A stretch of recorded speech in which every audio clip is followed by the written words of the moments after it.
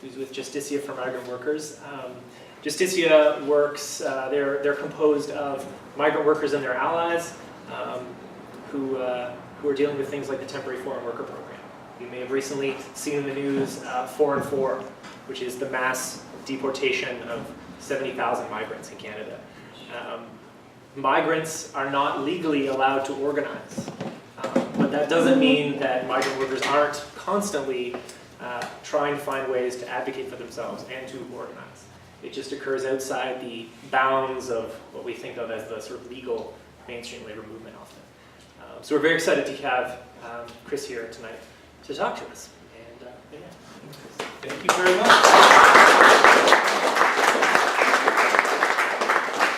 Good night, sisters and brothers. I guess the first thing, if I do talk too long, just like throw those things at me. You can throw Ritas or Ellis or anything else. And sometimes I do talk a little fast, so if I am going fast, just tell me to slow down, all right? So I have two petitions here. One's actually about the 4-4 rule, which we're going to talk a bit about later. I'm just going to assume that people probably don't know what the 4-4 is. You might have a little bit of understanding what some of migrant worker organizing is in the Temporary Foreign Worker Program. So I'm going to talk a bit about the Temporary Foreign Worker Program, what Justicia, or Justice for Migrant Worker, does, and then I'm going to talk about our often tumultuous relationship with mainstream labor. So I'm going to go into that. So, and always just understanding that relationships with labor is always complicated. It's extremely complicated.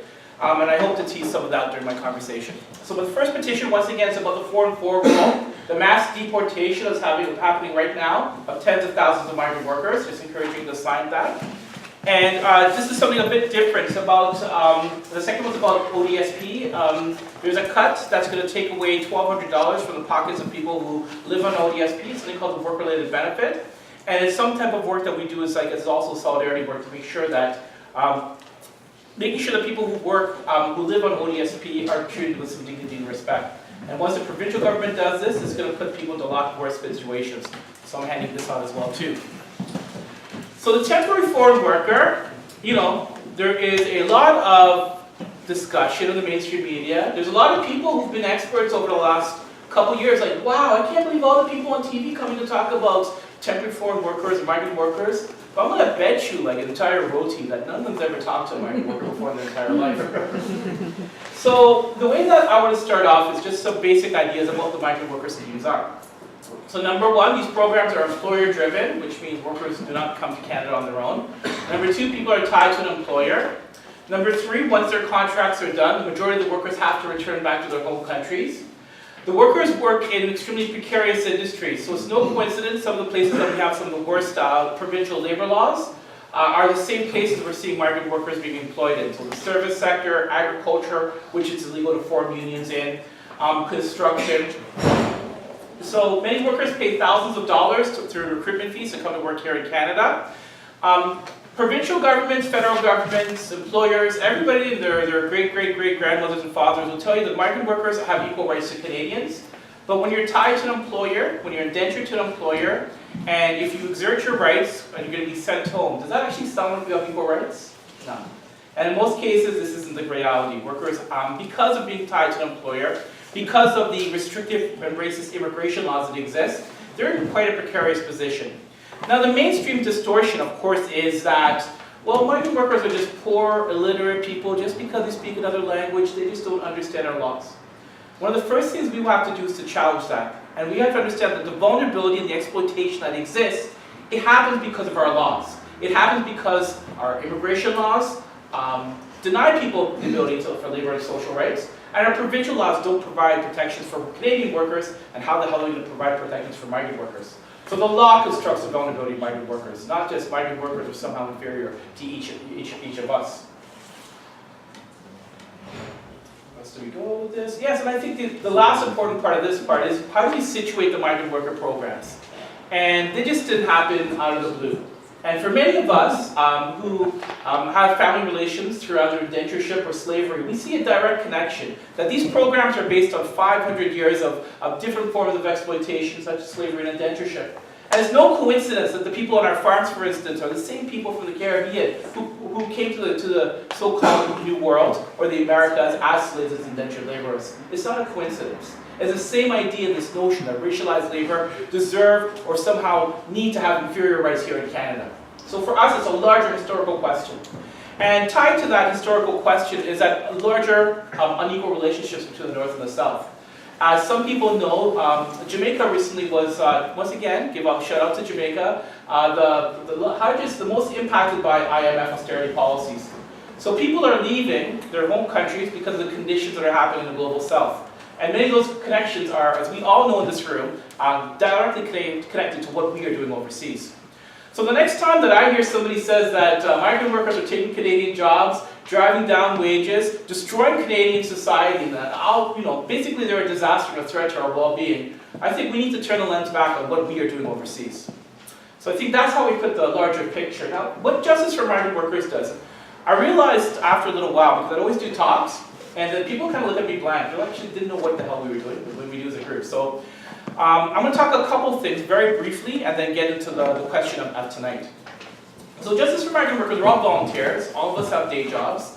Some people are migrant workers, some people are academics, some people are students, some people are union activists, some people are community, some people are unemployed, and some people, like my mom, come out just because she's angry about what's happening. So it's all different types of people. And on weekends and evenings, we go to farms, particularly across southern Ontario. We did have some people out here in the Ottawa region, but they've left. So if people are interested in doing some work around here, come and talk to me afterwards.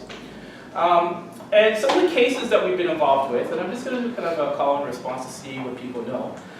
Recently, there was a OPP DNA sweep in a place called Tillsonburg, Ontario. There was a suspect that they defined as quote-unquote male black, 5'10", that they're looking for. What the police decided to do was to every Indo and Afro-Caribbean worker from the height of 5'1" to 6'5", 21 to 65, force them to do a DNA sweep. Anybody hear about that here before? One person. So that's number one. Number two, there was some instances in different communities where the communities were trying to ban the arrival of migrant workers from living on the premises of employers because they thought that the migrant workers were going to increase crime, decrease their property values, they're a threat to white women. So in some of these communities, we've had to go to mobilize and try to build support and to try to stop some of the racist reactionary actions. So this recently happened in a place called Tecumseh, Ontario, which is outside of Windsor. Anybody heard about this one before? No.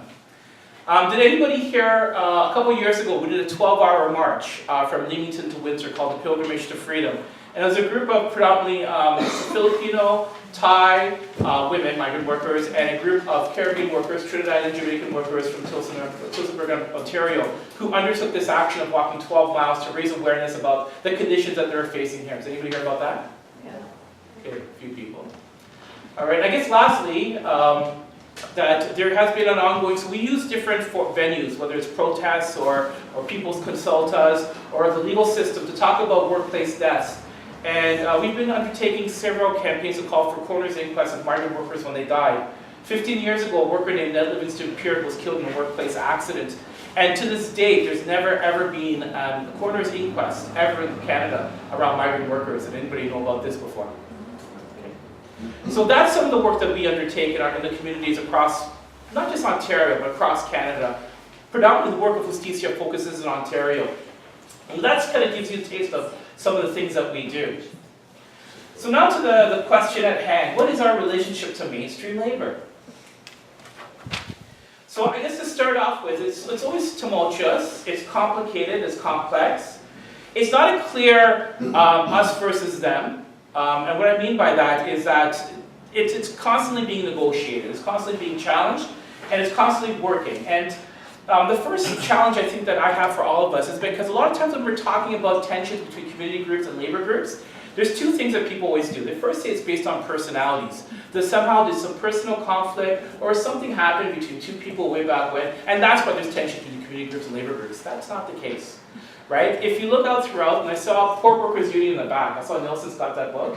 You can show that in the show that out. But that book's beautiful because it talks about the relationship in many cases between community organizations and unions. And it always becomes a competition, an unnecessary competition where in many cases some labor unions want to outplay community groups, right? For fear of losing messaging, managing. managing messages, and the analysis.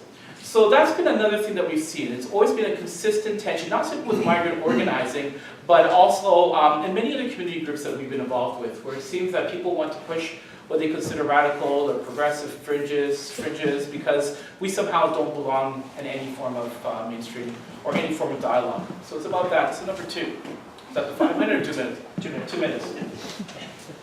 The third thing I think is just about,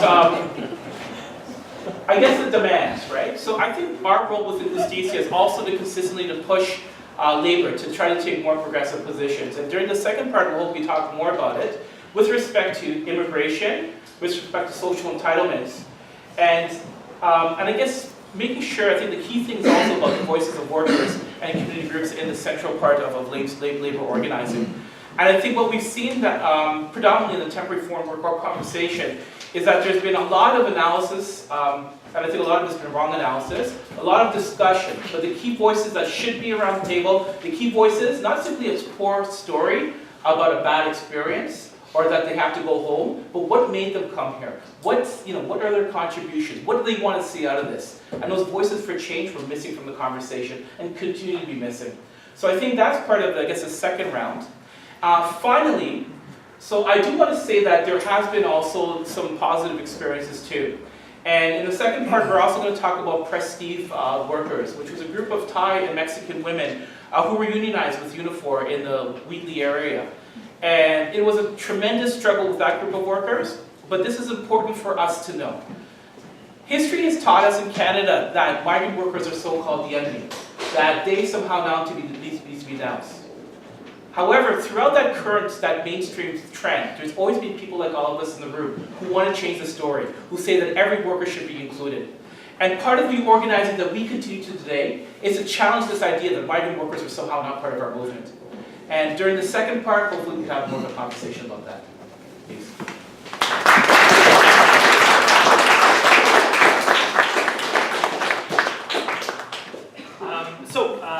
Next up, Frank Critchlow and Jill Robinson from the Toronto Harm Reduction Workers Union. I'm very excited to have them here. Frank mentioned they've already been doing some work in Ottawa, but for me this is the first time hearing them speak in person, even though I've been all over the YouTube videos and all over the Facebook page. I'm very excited about it. The Toronto Harm Reduction Workers Union is a group of, and they're going to tell you lots more about it, but just as by way of a quick intro, they're a group of employed and unemployed harm reduction workers from Toronto. They're affiliated with the Industrial Workers of the World. So they have a different approach to unionization, to joining a union, what it means to be a union, than folks that are part of sort of your traditional union hierarchy, part of the mainstream labor movement would have. So that's why we're very excited to have them here tonight, to both talk about the work they're doing, but also why they've chosen the direction they have in terms of unionizing. Take it away. Thank you. First and foremost, I'd like to start with a quotation. It goes like this: what we do for ourselves dies with us, but what we do for others and the world remains and is immortal. Today I've been asked to come and speak to you guys for the Toronto Harm Reduction Workers Union. We are an organization who have been united together in solidarity to improve our working conditions and to strengthen equality in our workplace for betterment of workers and those who access services. We are a union of employed and unemployed workers committed to harm reduction with a range of skills, education, and lived experience. We have come together in our common concerns to form a non-hierarchical democratic labor union with commitment to mutual aid, social justice, and the principles of harm reduction. We are the first harm reduction workers union in the world. On Friday, April the 4th, 2014, over 100 harm reduction workers from across the GTA, the Greater Toronto area, came together for a workers' forum organized by the Toronto Harm Reduction Alliance. We often come together to talk about drugs, good drugs, bad drugs, stigma. But this is the first time we came together to talk about work. This was the very first. At the forum, workers shared stories about unionized workplaces with trade unions that wouldn't have them as members. Others spoke about the fact that management depends on workers being on social assistance to offset their low wages and lack of benefits. Workers doing the same job at two different sites, some were paid 2 tokens and a slice of pizza, while others were paid $15 an hour. Some workers explained that there was so much inconsistency, so that's why we just had to take this initiative. On November 11, after months of organizing, the Toronto Harm Reduction Workers Union, which is called THRU, an affiliate of the Toronto General Membership of the IWW, announced its existence. We went public at 2 of our sites. One is at South Riverdale we are employed, and the other one is at Queen West. THRU is a citywide organization representing over 70 employed, unemployed, student workers and student workers. It currently has members over a dozen agencies and is continuing to organize with their goals and hope of unionizing all the city harm reduction workers. Harm reduction work began with the implementation of and provision of needle exchange distribution before policies makers were ready to put aside stigma and the ideology to adopt evidence-based practices proven to save lives and improve health and wellness. Drug users organizing themselves, they knew what needed to be done, and in order to protect themselves and their communities by sharing supplies and information about safe use. They form formal and informal organizations to have each other back and to protect each other against HIV and the epidemic and the devastating that was devastating their communities. These strategies are second nature to people who live under the weight of poverty, criminalization, and the war on drugs, which is the war on drug users and working class people. Following the implementation of the first needle exchange program in the 1980s, these efforts led to more wide-scale adoption and funding of harm reduction programs. As these programs became larger and more established, new strategies emerged around the need for these services to use the knowledge and expertise of those with lived experience. Toronto now has over 45 agencies distributing needles exchange supplies, all of which rely on the participation of labor of people who use drugs. But the struggle continues. While trying to keep ahead of a never-ending barrage of cuts, clawbacks, and conservative attacks, frontline workers' focus has primarily been on the provision of services, not on their own working conditions. Before THRU initiated its organizing campaign, many workers did not see themselves as real workers. Many workers were reluctant to advocate for improvement in their working conditions. Instead, they were made to feel lucky to have a job. This despite the fact that frontline workers are the experts that make harm reduction work. An increasing demand for post-secondary education, while previously lived experience was the only job requirement, has led to a shift in the workplace culture. New pressures for data collection and reporting have taken workers away from necessary frontline work.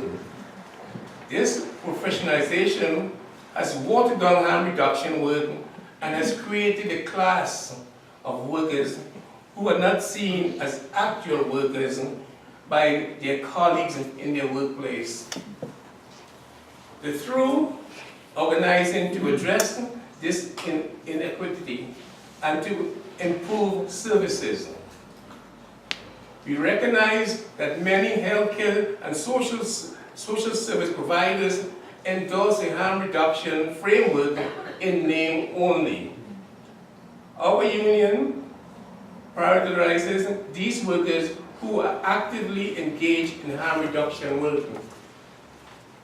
Some of the positions represented in our union include HIV/AIDS workers who are involved in the distribution of steroid injection equipment,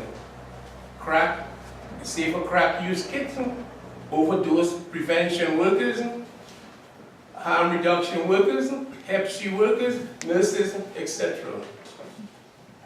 We organize ourselves by committees: the media committee, the organizing committee, the membership committee.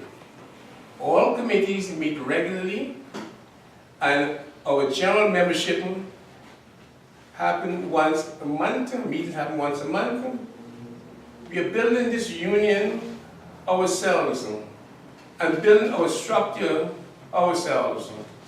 South Riverdale now has a fully functioning workplace committee.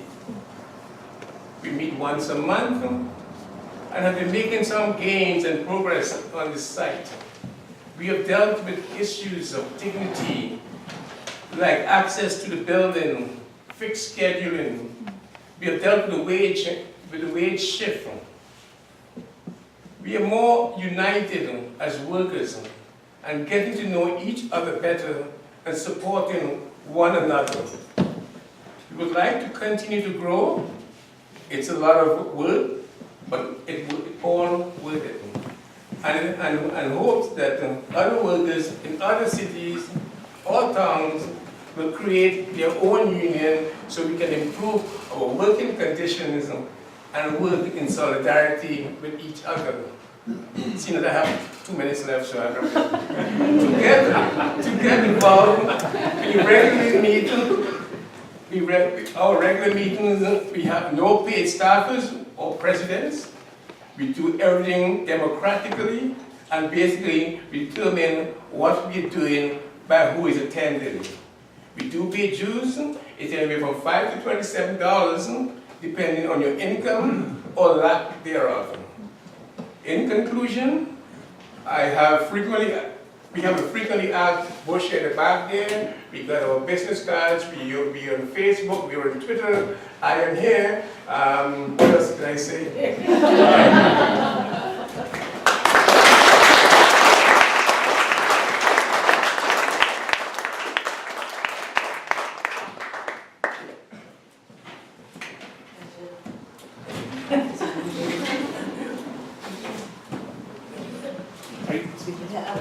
Go for it. So, Joe Robinson. Yeah.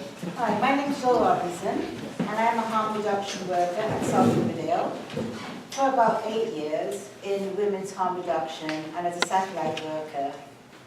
I'm a pastoral abuser and work as a satellite worker as well.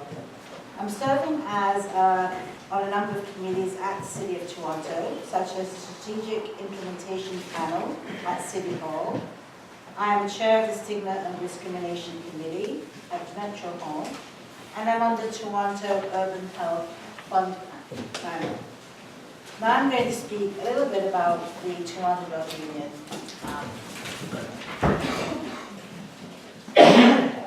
Now the TDUU is the Toronto Drug Users Union.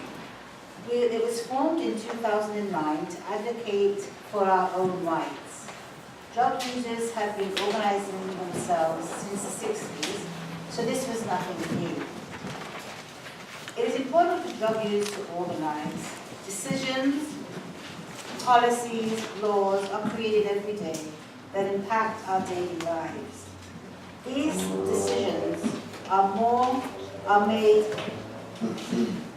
more often without us and against us.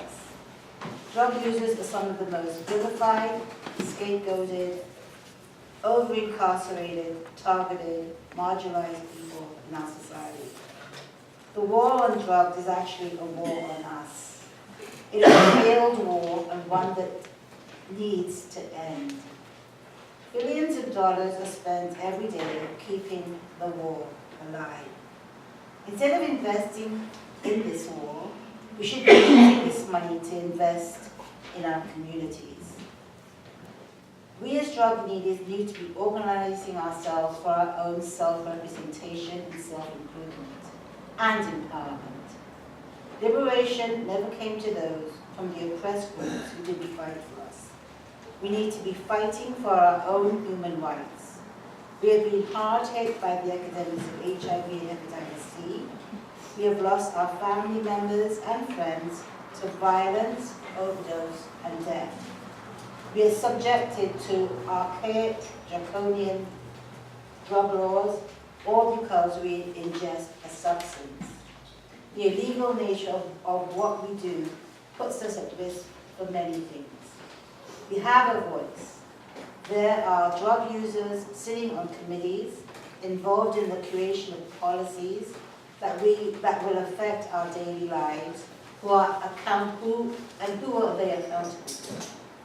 Who do they represent? Being part of a union means you are accountable to others, and that's how it should be. Our voices need to be heard. We have over 90 registered members. We come from all different backgrounds. Some of us are current users, some of us are former users. We come from different ages, backgrounds, genders, ethnicities. Some of us smoke crack, some of us inject, and so on. We're all different, but we all have one common thread. We are current and former drug users who want to be treated with dignity, with humanity, and we want the war on people who use drugs to end. We do not have members who are allies or drug users in our union. We are on the City of Toronto's Drug Strategy Implementation Panel. We're involved in an anti-stigma campaign working group. We've been asked to speak at conferences, consulting on agencies. We have been involved with AIDS Action Now, in opposing prison expansion. We were involved in the methadone project being carried out with counterfeit. We were involved with stopping the CUTS network and the AIDS and drug prevention grants. We are involved with the research on drug use group, the Memorial Project at South Riverdale. We are the city's new overdose prevention group. We are a member of the CAPUD, which stands for the Canadian Association of People Who Use Drugs. Members of TDUU are in the international network of people who use drugs. A couple of our members are currently doing work for the United Nations, helping to create a drug users implementation tool, and one of the members was involved with the World Health Organization's HIV and key populations. This document declared that we needed to decriminalize drugs, which is a pretty big deal, and we will be at the Alberta Harm Reduction Conference in June. It's important to know also that our program which took place in 15 years ago, and our coordinator was the lowest paid South Riverdale. Because he had just come out of jail, they expected the program to fail. Now that we are serving we're 15 years later, we've been given acceptance for our drug users. We've got medical help within the center that we're working in, for service users, and residential places as well. We meet once a month at South Riverdale Community Health Center. We are a broke union with no funds. We have tokens and a light snack at our meetings. In the beginning, when we got our grant, we offered honorarium of $5 to attend. And we had loads of people at those meetings, as you can imagine. We also have tried to be outside of the agencies. Many of us access and work for and are partners with them that use their spaces. We did this just in case we ever had to advocate outside of ourselves as well. Our current meetings have been small, and it's not always easy to organize drug users, as our lives are complicated with difficulty, which include incarceration, health issues, poverty, homelessness, racism, criminalization, stigma, and all factors we have to deal with in organizing and also on a daily basis. We are trying our best. If you live in Toronto and want to become members, please come to our meetings the second Thursday of every month from 5 to 7 at South Riverdale. And my colleague Frank started with a quote, and I want to end with one. When it rains on all the house roofs. When the sun shines, it shines on all the house roofs. The rain and the sun shows us our connections to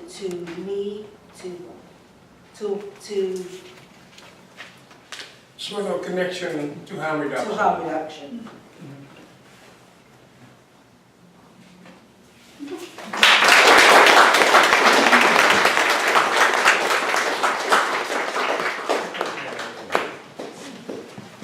And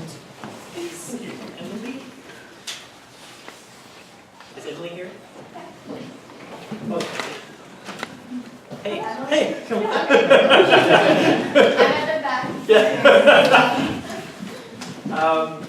So thanks to our speakers that have already spoken. Our final speaker is Emily, who's just approaching the stage. While Emily gets settled, I will briefly introduce Power. So Emily is with a local organization that is the current reigning champ for best acronym in town. That is Prostitutes of Ottawa Work, Educate, and Resist. Sorry, well technically I believe it's Prostitutes of Ottawa, Gatineau, Work, Educate, and Resist. But Hog War is a bit. But Power was founded in 2008, and it's composed of current former sex workers and their allies who are advocating and working on behalf of sex workers. Of course, as many of you I'm sure can appreciate or understand or have experienced directly, sex work is not even acknowledged as work, let alone legitimate and fulfilling work. Regardless, nevertheless, much like our other speakers have already addressed, people continue to find the need for organizing and continue to organize. Sex workers continue to organize despite all this. So welcome. Thank you very much. We did have a long debate about our name. It lasted a long time. So as you said, my name's Emily. I am the chair of Power. I became a Power member in 2009 and joined the board of directors in 2010. So I'll just elaborate a little bit more about what Power is. We are a by and for sex worker rights organization. We do allow allies into our organization, but we always center the voices of sex workers, because we think that if you're going to advocate for sex workers, or if you're going to help a population, the people who know what is best for the sex workers are sex workers themselves. And so for that reason, I think it's very important that we are a by and for sex worker organization, because there are too many organizations out there who claim to advocate for sex workers, but they aren't sex workers themselves, and they dismiss the voices and experiences of people who do have sex work experience. We believe that sex work is honorable and valuable work, and that sex workers make an important contribution to society. We advocate for the human rights and labor rights of sex workers. Our position is that the exploitations and violence that occur in the sex industry are not inherent to the sex industry itself, but rather are the result of the social and legal context in which it takes place. In other words, if you are working as a sex worker in a place where it's very heavily criminalized, very heavily stigmatized, you are at much greater risk of violence and exploitation than if you're working in a place such as New Zealand, where it is decriminalized and where the stigma is much less than in other parts of the world.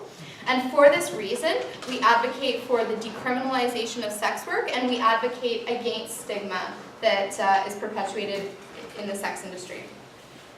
So I'll begin by speaking a little bit about how power brings sex workers together and builds solidarity between workers.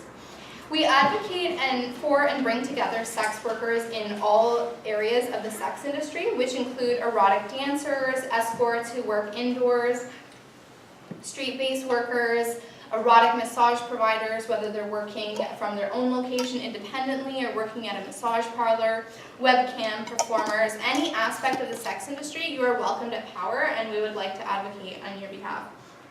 We hold monthly socials for current and former sex workers once a month. It's a sex worker only social, and even though many sex workers work for agencies and massage parlors, we find that most workers, let's say about 80% who attend these socials, are independent. And one of the reasons for that is that it can be very isolating working as an independent sex worker. Many sex workers are independent, and you just don't have the social support that you do when you're working at a massage parlor, or when you're working at an escort agency and you have co-workers and people you can talk to. So it's very isolating working as an independent worker, and for this reason, I think that Power offers the socials and offers a support network to people who are working independently. Over the last several years, as a result of the Bedford case, we've actually seen a national sex worker rights movement emerge, which is quite amazing, because in the past, there are of course sex worker rights organizations going right back to the late 70s and SPOC in the 80s, but they are very much focused on local concerns. And with the Bedford case and the laws being struck down and then the unfortunate new laws being introduced, we've actually formed a national sex worker rights movement across Canada.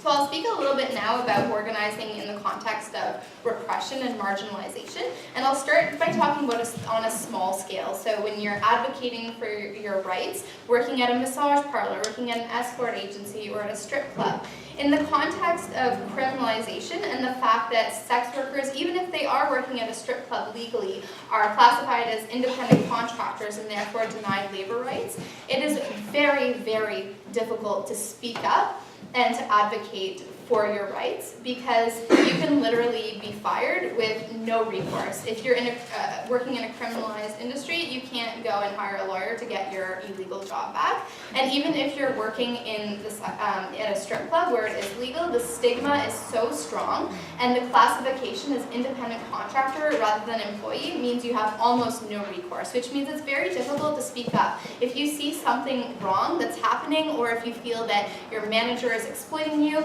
if you speak up to defend yourself, you're pretty much gone. So that's very difficult. Also, organizing in the context of marginalization is, of course, the word sex worker encompasses many different people, which means some are extremely hyper-marginalized, others are extremely privileged. And when you are a sex worker who's experiencing marginalization, it can be difficult to organize when you have more pressing concerns. So if you're battling a drug addiction, or if you're worried about putting food on the table that night, you don't really have the time and the energy to organize with this long-term vision of achieving the decriminalization of sex work and eradicating stigma when you have more pressing and immediate concerns. So moving on to talking about organizing more in the bigger context, is one of the most difficult things we face at Power is that we can't find sex workers who want to speak out. And of course, the answer for that why is very easy, which is that it's criminalized and stigmatized. If you speak out to advocate for sex workers and out yourself as a sex worker, you may lose your job. You may lose your children. Your landlord may find out and you may be evicted. There are very, very serious consequences for coming out and speaking publicly as a sex worker, and therefore it's difficult for sex workers to advocate for themselves. And this is where sex worker rights organizations step in and play a really key role, which is that we're now able to get together as a collective and elect a speaker, whether they're a sex worker or not, and then to give sex workers a voices. So I think that's really important for sex worker rights organizations. And I'll also say that some people, many people actually, even fear just being associated with power, even if they're not out as a sex worker, because just standing up and saying that you support the decriminalization of sex work, or that you believe sex workers are valuable people, can have serious consequences in people's lives, including being alienated by your family. Advocating for sex worker rights also involves considerable education, more so than I would expect advocating for the labor rights of someone who's doing more mainstream work. And what I mean by this is that the mainstream labor movement as a whole has traditionally not viewed sex work as work. And therefore, the exploitation that sex workers are experiencing are not viewed as a labor rights issue, which is really unfortunate. I think that's changing. We've always had some key individuals within the labor movement who've been strong supporters of sex worker rights, and we're very, very grateful for them. And I've seen over the last couple of years that these relationships are building, and I think that moving forward, I think that sex workers will become a part of the mainstream labor movement. I think that's all I have to say.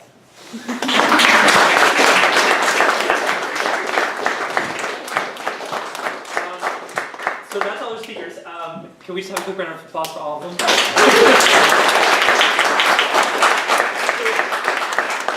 Before we go into questions, we just wanted to open it back up to the speakers to see if there was anything they wanted to say based on reflections on what other speakers had said.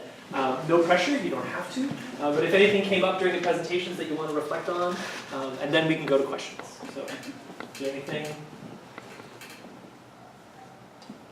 Chris? Let's go first. I think the three speakers there before, I think were very good speakers. I was very happy for, especially my friend who just spoke about sex work. I think she did a very good job in advocating for sex work that represent from there.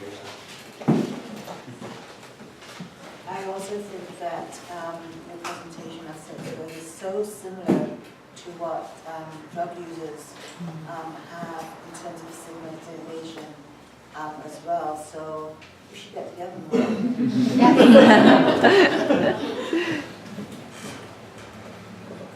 So I guess just a couple more things just to add.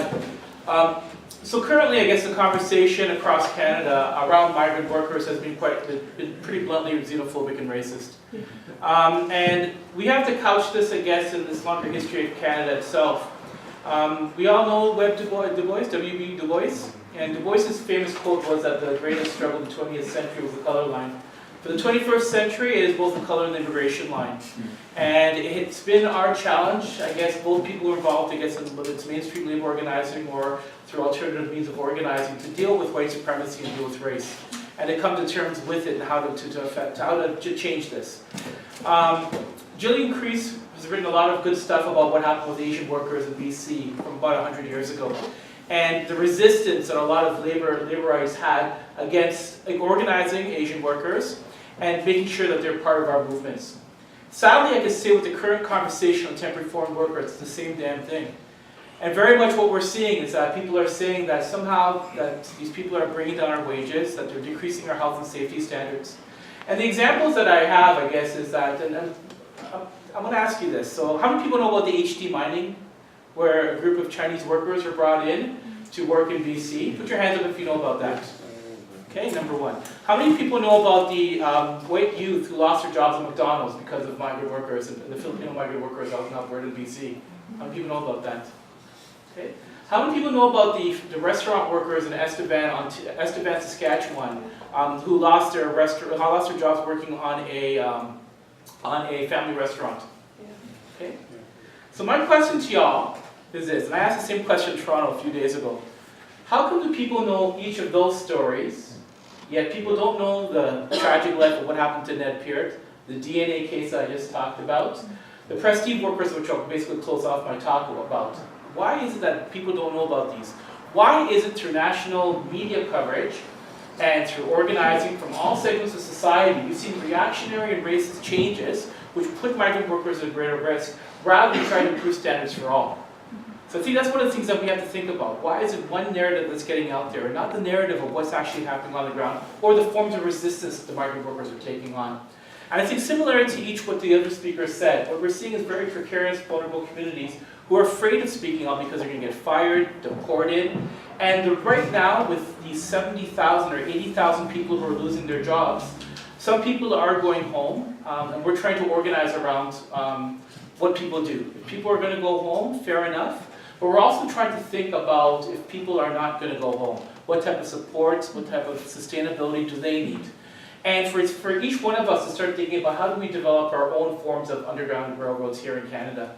Now, there is very, I guess, disjointed actions that help people out when people do decide not to go home. But there's nothing sustained. There's nothing, not a larger network of people. So I think it's for us to start thinking about how do we support people who are non-status? How do we build sanctuary cities? How do we provide the basic needs and resources? So I think that's one of the other challenges for us to do, that with so many people facing such difficult choices, how are we going to step up to help them? And I wanted to close off, and the reason why I'm telling this story, because partly it is a good news story of recently, and I haven't talked about it in a couple of years, but there's a group of Thai and Mexican women who worked as fishery workers in close to Leamington, Ontario. And they were brought in by their employer to break the union. Plain and simple, this was a CAW Unifor plant. And they thought that, the employer thought with enough fear, with enough confrontation, with enough control, that he was going to get these workers to get rid of the union, and he was going to treat them whatever way he could. So working with the workers, and even before with the workers, we got to meet with the workers. The workers had a rich history of resistance. Many of them had worked in other countries. Other people were active in unions in their home countries. And the workers were engaging in wildcat strikes to get back basic documents when the employers were taking away their personal documents. They were trying to help one another when exploitative and harassment was happening.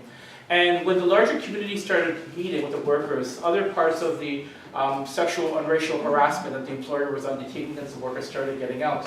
So when it came time to the decertification vote, which was breaking the union, the workers, it was the migrant workers and the Canadian workers working together to try to win. And they actually fought and won for that union. So they held the union. A lot of hell happened afterwards. A lot of those leaders were fired. But those workers stood firm, they fought, and they got their jobs back. And their story is not only about that particular workplace, but what they've done is they've gone to other people in their communities helping to organize both in traditional labor settings and also providing support. And for me, why that story is important is that it counters that narrative that migrant workers are here to take our jobs and to break our unions. But when the most vulnerable members of our communities have the ability and are supported and given the spaces to form their own forms of organizing, that's how we're going to win, and that's how we're going to change our labor movements. And I think that's what I want to end with, right? This is the voices of these different stories, and I'm sure many of you got stuff you got to say too. And did you have anything you wanted to add? Yeah, so it's question time. And the hands are already going up, that's excellent. So we'll take a couple of questions. We'll take 3 questions, and then the speakers can deal with all 3 en masse if that's amenable to people on the panel. Okay, go ahead. My name is Kira. So Emily was talking about like some of the risks around like stigma around sex work, and when we were talking about housing and all that kind of stuff, we talked about this a lot. Like the one that sticks in my mind has to do with like immigration and citizenship and like all kinds of stuff around that kind of paperwork. So it's really striking me listening. I didn't know exactly who was going to be speaking today, just like how much these are overlapping categories, right? And like any of us that work in these communities know people that are dealing with 2 or 3 of these issues, right? So it's a huge issue. Obviously, we know this, like drug arrest, sex work arrest, and your residency or what have you. So like, how do we overcome, and this kind of maybe a question to everyone, or maybe the speakers, how do we overcome the temptation that there is in like any one of these areas or other areas to reject solidarity? So like in like sex work, there's a huge pressure in sex work organizing to be like a good sex worker who's legally here and not like potentially associated with trafficking, or a good sex worker who's not a drug user, you know, or whatever. And I see that in like other kinds of immigration too, like, and I understand like when people are in fragile positions, right, like advocating for their rights as immigrants, to talk about, well, I'm here and doing a legal job and not any, you know, I'm just an exotic dancer, I'm not doing whatever, all these things. And there's all this pressure to be seen as legitimate. So my general question, kind of a big question is, how do we actually have solidarity between these groups? Because they're not these discrete categories of sex workers or drug users or immigrants, right? And so like, I love when you were saying like, we should like be building together with your group in Toronto. That's it. So, Michael and then DJ. Yeah, I think it's sort of interesting how I think what connects all of them is this sort of notion that there's this sort of dominant ideology that stands for this sort of paternalistic mode of thinking. I think all 4 of the talks sort of discuss, and we see that in the whole sex work issue where what's his name, the justice minister said that thing, this is good for women type of thing, as if he's an expert on the subject. And so we see this sort of dominant ideology, which is very rooted on this sort of paternalistic way of thinking about the world, where white middle class people think that they know what's best for everyone type of model. So it seems to me that this is sort of, if we can start challenging this whole paternalistic line of thinking, where it seems a lot of the issues are very rooted in this sort of paternalistic mode of thinking, then we can sort of challenging people. So for example, the whole notion of victimless crime. It doesn't really make any sense what victimless crime is, but you know, drug users get arrested for victimless crimes. That doesn't make any sense, but it makes sense from the standpoint of the sort of paternalistic narrative. So if we start challenging the paternalistic narrative, if we start showing that these things that people say are paternalistic and they don't make any logical sense, then it's sort of then it forces people to challenge. So sorry I've gone on. I'll shut up now. Okay.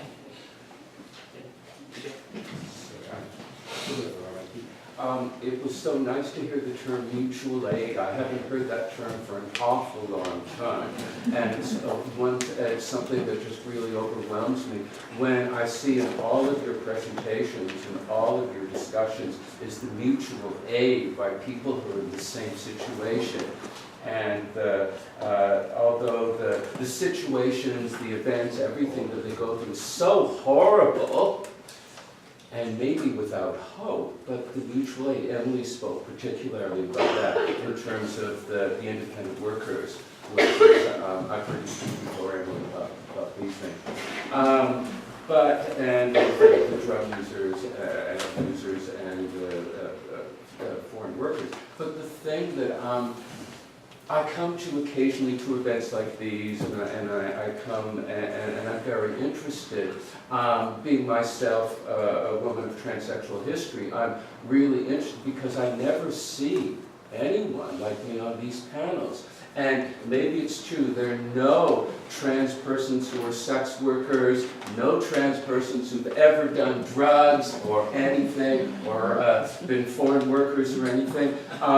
If I'm really out of line and there's just no one like me anywhere, please tell me. I need to know. But there's a considerable amount of diversity up right there this evening, but I never see that. Maybe you could address that. So that's 3 questions. It's open to any panelists to respond. You can respond to all of them, some of them, none of them.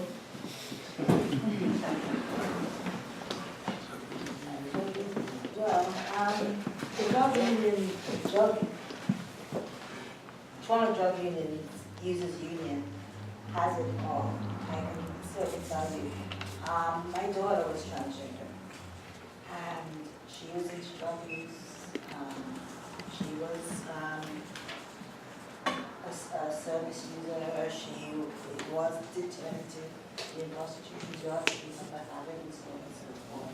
So yeah, we are everywhere. She encountered the same discrimination, racialization, stigma, everything that you can imagine. So I think myself that it is necessary for us all to join together in this fight. And that's the only way that it can happen. And for people that do have power to actually speak out and say when they see something wrong. That's the only way we can get anything done, is to actually, people that have a voice, to actually come out and say, what you're doing is wrong, what you're doing is stigmatizing, what you're doing is racist, what you're doing, and call it for what it is.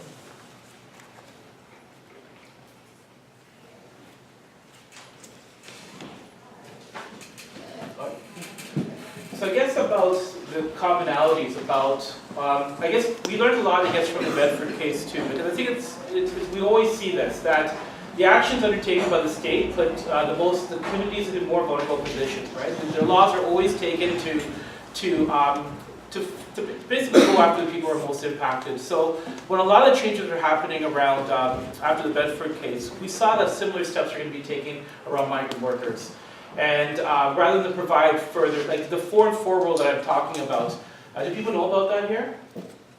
Half and half? Okay, so what is the 4 and 4 rule? Anybody? Okay. I wasn't ready to find that. You have to ask someone else. Okay, so basically it's the 4 where people who work at Dairy Queen or McDonald's or Tim Hortons, they're only allowed to work in Canada for 4 years, and they have to return back to their home countries and cannot come back for a minimum of 4 years. So that came about after people were talking about exploitative conditions, these recruiters, having curfews. So rather than trying to expand rights, the government decided to limit people's ability to work in Canada without actually changing the structures of work. So that's one example of how the government addresses. Rather than to provide or increase standards, they don't do so at all. Could you remind me your question again? Oh, I was just asking like how we can like build genuine solidarity between like, always we want to build solidarity between groups, but specifically among the groups you guys are talking about, given respectability politics, I guess. And I think solidarity is a very difficult, ongoing process. And I think that's one of the things that has to happen, that there's a term of when people show up to a protest or engage in providing money for Nepal or doing whatever. But within our own communities, I think it's basically coming head front and dealing with homophobia, racism, and the different stereotypes that each one of our communities have. And I guess that's part of it too, is how do we begin that dialogue? How do we deal with the tensions that exist within our communities? And I guess that leads to that third question about trans communities in organizing migrants. So the 2 parts that I have to answer to that is that within the migrant communities is having a conversation about LGBT issues and homophobia, number 1. How do we have that conversation, which is very difficult? Dealing with the heteronormative ways that work and the masculinity that works with work, number 1. Number 2, the communities where workers are living in. So there are people, it's very, very discreet. And the communities that we're living in, I'm sure, most of y'all live in the Ottawa area here, right? So just, you go outside of Ottawa, you go to some of the communities outside of Chatham or Leamington. These aren't the most progressive places. And recently, a little while ago, just outside of Chatham, a place called Blenheim, an LGBT couple was basically thrown out of Tim Hortons, right? So that's, I guess, some of the challenges that we're facing out there. So that's, I guess, how to answer that. But I think just solidarity is difficult. It's brutal, it's hard, it's nasty, it's meaningful, but it takes a very, very long time. So I think it's for this, looking at this as the first initial stages. Did you have any? I didn't have too much to say, but I wanted to address the point that you made about paternalism And I just find that very often people will have a moral stance on an issue. So the two that I'm thinking about are they're anti-immigration and they're anti-sex work. And then they try to advocate for their position, but they pretend that they're not. And they say, you know, I just really want to help migrants. I really want to help sex workers. And you know, I'm so worried about migrant women sex workers that I really think we should just ban them from Canada, you know, before they're good. So I think it's really just about calling people out on their bullshit, which is that, no, you're not interested